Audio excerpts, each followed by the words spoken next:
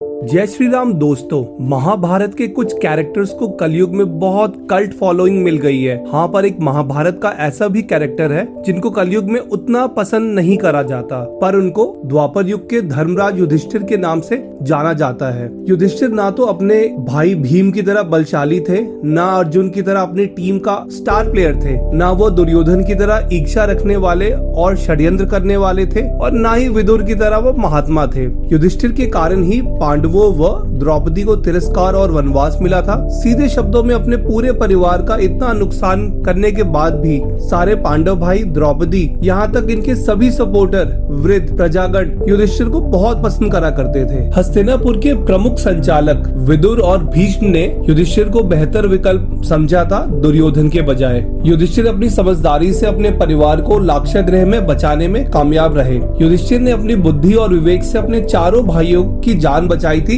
यक्ष से। युधिष्ठिर ने फिर बुद्धि के उपयोग से भीम को नहुषा से बचाया था। युधिष्ठिर के राज में खांडवप्रस्थ, जो इंद्रप्रस्थ बनके उस समय का सबसे वैभवशाली राज्यों में था, और युधिष्ठिर ने राजसूय यज्ञ भी किया था।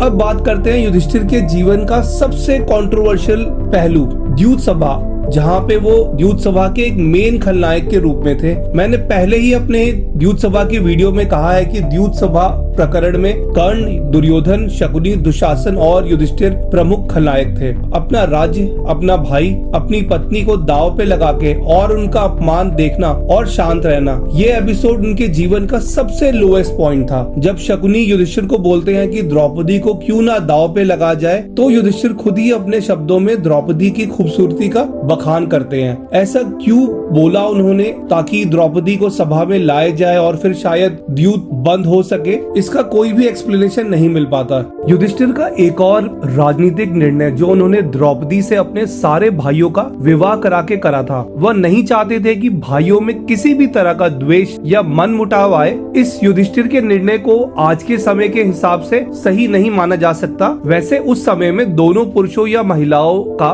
एक से ज्यादा विवाह करने को गलत नहीं माना जाता था। द्रौपदी के वरदान के कारण उनकी नियति थी 5 विवाह, पर युधिष्ठिर उसके प्रमुख कारण बने। कीचक की द्रौपदी से बदसलूकी के बावजूद युधिष्ठिर शांत रहे और वो नहीं चाहते थे कि कीचक को मारा जाए, जिससे पांडवों के अज्ञातवास का रहस्य खुल ना जाए। साथ में दोस्तों, द्रोण को मारने में उन्होंने जीवन में पहली बार झूठ बोला अश्वत्थामा के नाम से। इसके अलावा दोस्तों, सोचने वाली ये बात है कि कुछ बड़ी गलतियों या कंट्रोवर्शियल संस्करणों के बाद भी वेद व्यास का टेक्स्ट उनको धर्मराज क्यों बोलता है, क्यों उनको शरीर सहित स्वर्ग जाने का अवसर मिला। युधिष्ठिर एक कुशल राजनीतिक भी थे। जैसा मैंने दुर्योधन के बारे में बताया था कि दुर्योधन कभी भी अपने फेवर में परसेप्शन बनाने में कामयाब नहीं रहे थे, पर उल्टा युधिष्ठिर हमेशा अपने फेवर में परसेप्शन बना लिया करते थे। मतलब लोगों की सोच उनके फेवर में हो जाती थी। हर बुरी परिस्थितियों को अपने शांत दिमाग से उन्होंने एक अवसर में बदल दिया। चाहे लाक्षागृह के बाद द्रौपदी विवाह से पांचाल की सैन्य शक्ति को अपने साथ मिलाना, या अर्जुन को दिव्यास्त्रों के लिए भेजना ताकि पांडव कौरवों के युद्ध में उनका सामना कर सके ज्यादा दिव्यास्त्रों के साथ, तो युधिष्ठिर की सोच हमेशा आगे की रही थी। अपने पिता की मृत्यु के बाद एक तरह से युधिष्ठिर अपने परिवार में पिता रूपी भूमिका में थे। कौरवों के द्यूत में उनके राज्य छीनने के बाद भी घोष यात्रा पर्व में जब दुर्योधन और कौरवों को बंदी बना लिया गया था, तो युधिष्ठिर के कहने पर ही अर्जुन और भीम ने उनको छुड़वाया था। जयद्रथ ने जब द्रौपदी के प्रति बुरा व्यवहार करा, तब युधिष्ठिर के कहने पे ही जयद्रथ को जीवन दान दिया गया था। युधिष्ठिर महाभारत के अकेले कुछ लोगों में थे जो कभी भी युद्ध नहीं चाहते थे। उन्होंने हर कोशिश करी थी कि युद्ध ना हो। महाभारत युद्ध के बाद युधिष्ठिर ने धृतराष्ट्र और गांधारी की देखभाल अपने माता पिता की तरह करी थी। युधिष्ठिर ने हमेशा से बड़ों को अपार सम्मान और आदर करा। युधिष्ठिर ने माना था कि वो द्यूत में दुर्योधन का राज्य जीतना चाहते थे। उन्होंने अपने लिए गए निर्णय के लिए क्षमा मांगी। जब युधिष्ठिर को पता चला कि कर्ण उनके बड़े भाई थे, तब युधिष्ठिर को बहुत ज्यादा दुख हुआ था। उन्होंने इस बात को अपने सभी प्रियजनों के मरने से भी ज्यादा शोक वाला बताया। दुख में युधिष्ठिर ने सारी नारी जाति को श्राप दे दिया था।